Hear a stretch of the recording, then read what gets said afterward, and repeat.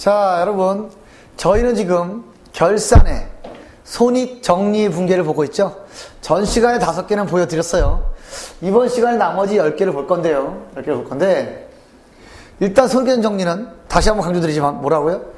기중의 수익이나 비용이 과대되어 있거나 과소되어 있는 것을 결산 시점에서 당기분의 수익과 비용만 남겨놓고 나머지는 차기로 넘기는 것을 손익정리를 한다. 그러니까 핵심적인 목표가 뭐죠? 단기의 수익과 비용을 정확히 계산해서 단기의 영업성과를 정확히 찾아내는 것이 목적이라는 얘기예요. 해볼까요? 6번. 건물의 일부를 임대하기로 하고 임대료 100만 원을 현금으로 먼저 받았다. 일단 현금 받았네요. 현금 들어왔죠. 현금은 5대 중에 자산이니까 차변이죠. 자, 자산이 들어왔으니까 차변인 거죠. 차변에 현금 100만 원. 그렇죠? 임대료를 먼저 왔다고 했으니까 어떻게 되죠? 선수수익.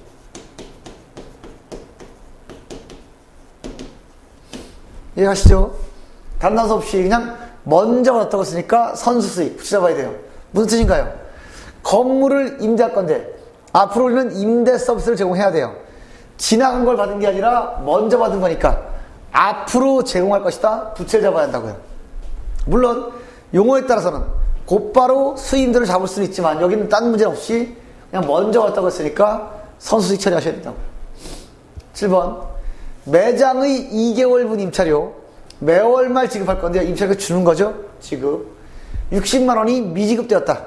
자, 여기서 미지급되었다고 나왔죠. 미지급이란 말이 무슨 말인가요? 줄 돈을 안 줬다는 얘기잖아요.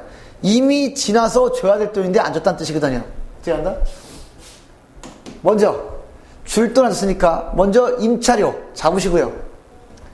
돈을 안 줬더라도 미지급이란 말에는 지급해야 될 것을 지급하지 않았다는 뜻이니까 이미 발생했다는 뜻이에요. 임차료 60만 원. 이해하시죠? 아니 만약에 애초에 아직 줄 의무가 없다면 미지급이란 말 안 썼겠죠. 아, 줄 일이 없는데 안 준 것을 그럼 미지급 잡을 리가 없잖아요. 줄 것을 안 줬을 때 미지급이라는 용어 쓰는 거니까 미지급했다는 말은 줄 것이 발생했다는 뜻이죠. 임차료 잡아놓고요. 안 줬으니까.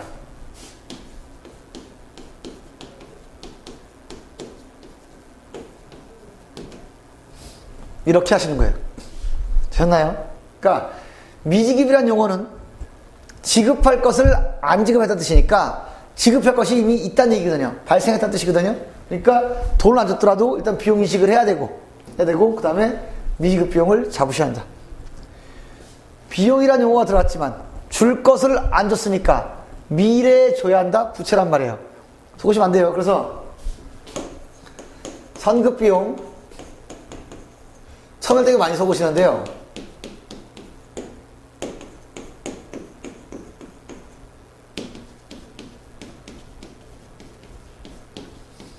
그럼 4가지잖아요.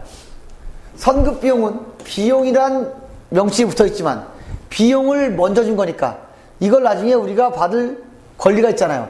비용 먼저 준 만큼 뭔가를 받을 권리가 있죠. 이거 뭐가 된다? 자산이란 말이에요. 선수 수익이요. 우리가 수익을 먼저 받았단 말이에요. 아직 우리가 제공도 안 해도 먼저 받았단 말이에요. 그럼 미래에 제공할 의무가 생기죠. 이건 부채가 되는 거고요. 됐나요? 미수 수익을 받아야 하는데 아직 못 받았어요. 그럼 미래에 받겠죠. 수익을 받아야 되는데 아직 받지 못했어요. 미수 수익이잖아요. 미래에 받겠죠. 이건 자산이란 말이에요. 미지급 비용을 줘야 되는데 아직 안 줬어요. 무슨 얘기죠? 미래에 줘야 된다는 얘기잖아요. 미래에 줄 것이니까 부채. 처음에는 비용, 비용이란 말이 들어가니까 자꾸 수익과 비용을 혼동하시는데 이 말의 앞에 의미를 잘 보셔야 합니다. 그래서 자산부채 잡은 자산부채가 자산과 부채다. 자, 8번 볼까요? 지급 임차료 90만 원은 자, 지급 임차료 있다는 얘기죠? 단기 9월부터 차기 2월까지의 금액이다.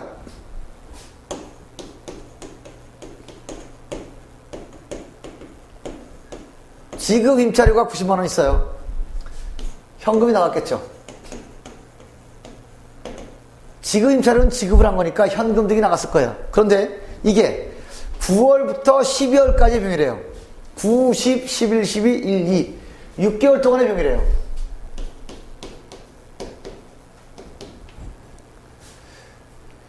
월화 계산하고 나왔죠. 월화 계산은 뭐죠? 월 단위로 자르란 말입니다.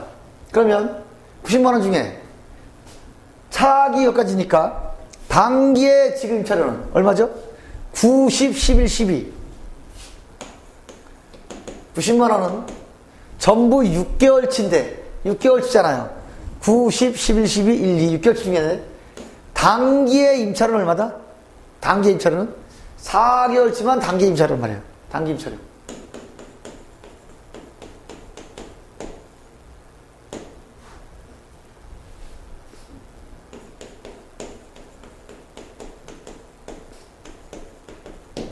그러면 거꾸로 얘기하면 지금 90만원 임차료 잡아놓은 것 중에 2개월치는 단기 임차료가 아니란 얘기잖아요. 얼마죠? 30만원. 30만원은 차기 임차료란 말이에요. 차기 임차료. 맞죠? 그러면 지금 90만원 임차료 잡혀 있는데 이 중에 30만원이 단기의 임차료가 아니라 차기의 임차료니까 단기의 임차료도 차감해야 한단 말이죠.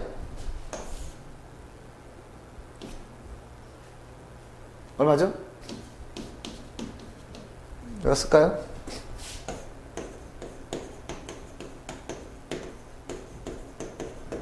지급 임차료 90만원 중에 단기분이 아닌 걸 차감하고 단기분이 아닌 걸 차감하고 이해가시나요? 얼마를? 차기 임차료 30만원이잖아요. 60만원은 단기 임차료니까 그냥 놔두면 되고 임차료니까 이 중에 4개월치는 단기 임대료 맞잖아요. 단기 임차료가 맞잖아요. 4개월치는 그죠?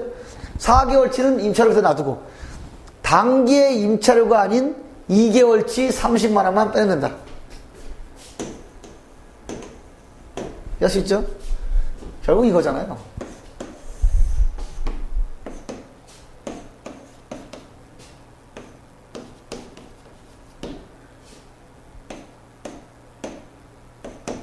이 6개월치가 90만원이란 말이에요. 6개월치가. 그럼 여기가 지금 우리가 여기서 하는 거니까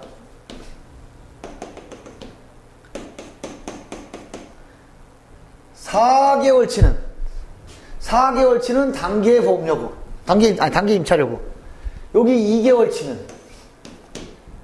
차기 임차료란 말이에요. 그럼 차기 임차료는 빼내야죠. 90만원을 전부 다 단기 임차료 처리했으니까 그 중에 단기 임차료가 아닌 요 2개월치 요 2개월치만큼은 차기 임차료니까 여기서 빼내야 된단 말이에요. 단기 임차료가 아니란 말이에요. 빼내고 이건 뭐죠? 우리가 먼저 준 거죠. 차기 거를 먼저 준 거잖아요. 즉 내년 거를 먼저 준 거니까 먼저 준 비용 선급 비용 처리하셔야죠.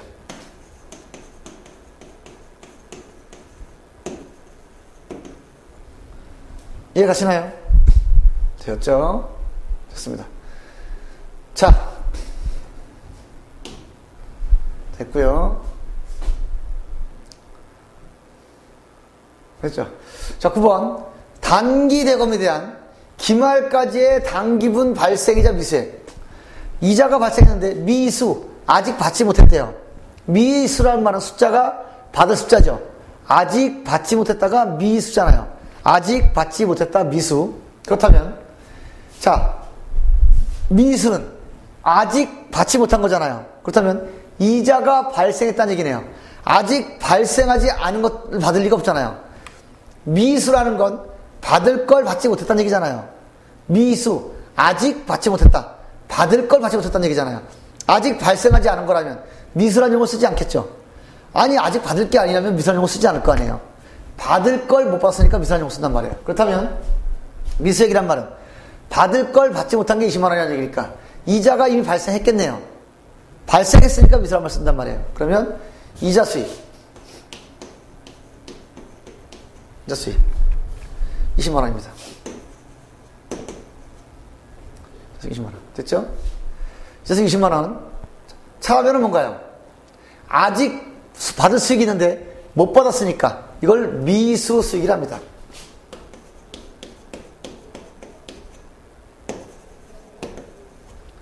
미수수익 20만원. 이해 가시나요? 됐죠?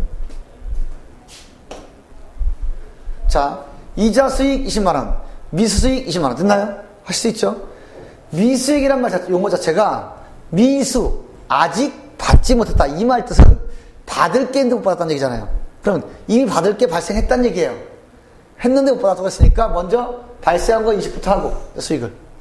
아직 못 받았으니까 미수수익. 이름에 수익이 들어가 있지만 이건 수익 아닙니다. 뭐다? 수익을 아직 받지 못했다. 미래에 받을 거니까 자산 처리한다. 이렇게. 10번. 단기대금에 대한 단기분 이자수익. 또 나왔죠? 15만원. 15만원. 그러면 제가 기출문제를 뽑다 보니까 이건 점수죠, 점수. 3점. 자, 이자 미수액이라고 쓰니까 이자 미수액. 이자가 있는데 아직 받지 못했다. 이자는 발생했다는 얘기죠. 아직 받지 못했다는 얘기는 발생했다는 말을 담고 있는 거잖아요. 아직 발생하지도 않은 걸 미수라고 얘기하진 않죠. 받을 권리가 있을 때 미수라는 용어를 쓰는 거니까 미수라는 말은 이미 이자는 발생했다는 뜻이에요. 그러면 자, 이자 수익 얼마죠? 15만원. 맞죠? 자, 이만큼은 아직 받지 못한 거니까 미수 수익.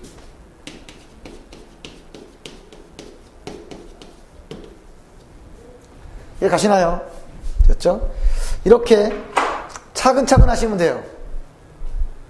여러분들은 지금 기초 단계니까 나중에 여러분들이 어떤 과정을 들어가든 간에 이건 공부를 하셔야 되는데 저는 미리 말씀드렸죠. 제가 오프에서 수업을 해보면 전산에게 1급을 하는 친구들도 이걸 몰라요. 더 재밌는 건 전산 세무 2급에 올라왔는데 또 틀려요. 뭔가 개념을 못 잡고 있다는 생각이 들어요. 논리는 단순하지 않나요? 물론 익숙해지는 건 시간이 걸리더라도 논리는 단순하죠. 수익이나 비용이 1년 이상에 거쳤을 때 또는 단계 수익이나 비용이 기준에 잘못 처리되었을 때 그것을 결산 시점에 발생주에 입각해서 기간별 평가를 위해 단기분의 수익과 비용만 정확히 골라냈다는 게 이 취지잖아요. 그래서 아까 그림을 4가지 보여드린 걸, 5가지 보여드린 거를 이걸 잘 정리하실 필요가 있죠. 그림을 가지고. 물론 그 교재에는 요건 없습니다. 요건 없어요. 요 그림은 다 묶어놓은 거죠. 자, 12번부터 풀어보죠. 5개.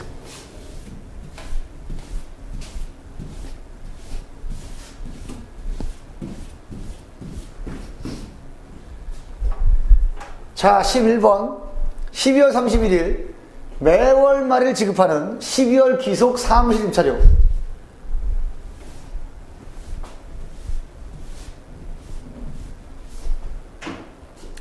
(12월 31일) 매월 말일 지급하는 12월 귀속 사무실 임차료 50만원이 미지급되다. 자, 임차료 50만원이 미지급됐단 말은, 미지급된 용어는 지급할 것이 지급되지 않았다는 뜻 얘기잖아요. 지급할 것이 있다, 즉 발생했다는 얘기거든요. 지급할 것이 있다는 얘기는 이미 사건이 발생했다는 얘기잖아요. 지급할 것이 없는데, 줄 것이 없는데 안 줬는데 미지급이라는 용어는 쓰죠. 줄 것을 있는데 안 줬으니까 미지급이라는 용어 쓰는 거거든요. 뭘 잡아야 한다? 먼저 임차료라는 걸 잡아야 한단 말이에요. 돈 안 줬더라도요. 발생을 한 거니까. 미지급이란 말은 용어 자체가 지급할 것을 지급하지 않았다는 뜻이죠. 이미 지급할 것이 있다는 뜻이잖아요. 아니, 애초에 지급할 것이 없는데 안 준 것을 미지급이라고 용어 쓰진 않죠. 아니, 줄 게 없는데 왜 미지급이 나와요? 줄 게 있으니까 미지급이라는 용어 쓰는 거잖아요. 받을 게 있으니까 미수라는 용어 쓰는 거고요. 이해하시죠? 그러면, 자, 아직 미지급 됐으니까 어떻게 한다? 임차를 잡아놓고, 아직 안 줬으니까 미지급 비용이라는 용어 취한다.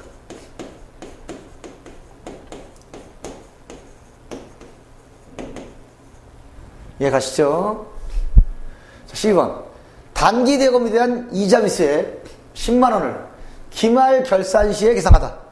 됐죠? 볼까요? 자, 역시 또 미수액이라는 용어 썼으니까 우리가 받을 게 있다는 뜻이죠. 받을 게 있다는 뜻이에요. 그렇다면 받을 게 있으니까 이자는 발생했다는 뜻이죠. 발생한 걸 쓰시는 거죠.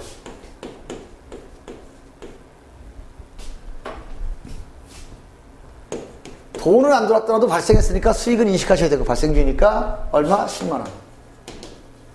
이만큼은 뭐다? 이만큼은 아직 받지 못했다는 뜻입니다. 됐죠? 됐죠. 13번. 단기 차입금에 대한 미지급이자 12만 원을 결산해서 정리하다. 자, 미지급이란 말은 줄 것이 이미 있는데 안 줬다는 얘기잖아요. 그러면 줄 것이 있다는 얘기는 이자가 이미 발생했다는 얘기죠. 발생했으니까 줄 게 있는 거잖아요. 그럼 먼저 이자 비용을 먼저 인식하시고, 돈이 안 나갔더라도 발생했으니까 이자 비용을 인식하시고, 됐나요? 자, 이거는 아직 안 줬으니까 나중에 줘야 한다. 부채. 미지급 비용 12만 원을 인식하셔야 한단 말이에요. 이해하시나요? 의외로 미수, 미지급, 경과, 미경과 이 개념만 정확히 잡으시면 의외로 어렵잖아요. 이미 발생한 거는 먼저 인식을 해야 한단 말이에요. 우리가 미수라는 말은, 수익이 미수되었으면 수익은 이미 발생했다는 얘기니까 수익 인식하고 미수익 잡으면 되고, 미지급이라는 용어가 나오면 지급할 걸 지급하지 않았다는 얘기니까 먼저 발생한 것을 인식을 하고 비용을, 그 다음에 미지급 비용 잡으시면 되고, 이런 식이다. 14번. 결산일 현재 임차료 미지급액 20만 원이 똑같은 얘기죠. 미지급액. 임차료 미지급했대요. 그러면 미지급이란 말은 지급할 것이 있는 지급하지 않았다는 얘기니까 지급할 것은 이미 발생했다는 얘기죠. 그러면 임차료 먼저 인식하시고, 회계는 발생주의니까 현금이 안 나갔더라도 발생했으면 인식해야 되니까 임차료 인식하시고, 대변에 뭐죠? 대변에. 자, 임차료 미지급. 임차료란 비용을 미지급했으니까 미지급 비용. 안 준 만큼은 나중에 줘야 되니까 부채 성격이 되는 겁니다. 이해하실 수 있죠? 자, 15번. 단기 차입금에 대한 미지급이자 12만 원을 계산하다. 단기 차입금에 대한 미지급이자 12만 원을 계산하다. 역시 미지급이잖아요.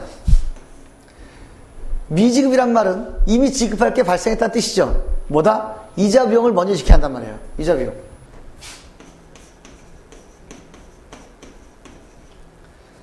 이자 비용 12만 원. 됐죠?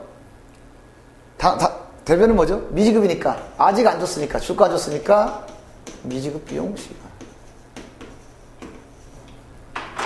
이해 가시나요? 이렇게 우리는 결산의 종류가 굉장히 많지만 다른 것들은 다 여러분들이 개정 과목이라는 걸 배우셔야 돼요. 개정 과목은 여러분들이 어떤 과정을 선택하셔서 그 과정을 공부해야만 할 수 있어요. 전산회계 2급이나 전산회계 1급, 전산세무 2급, 회계관리 2급이나 회계관리 1급, 이런 것들, 뭐 기업회계 3급, 2급, 이런 것들을 공부해야만 알 수 있는 내용들이란 말이에요. 그런데 지금 우리가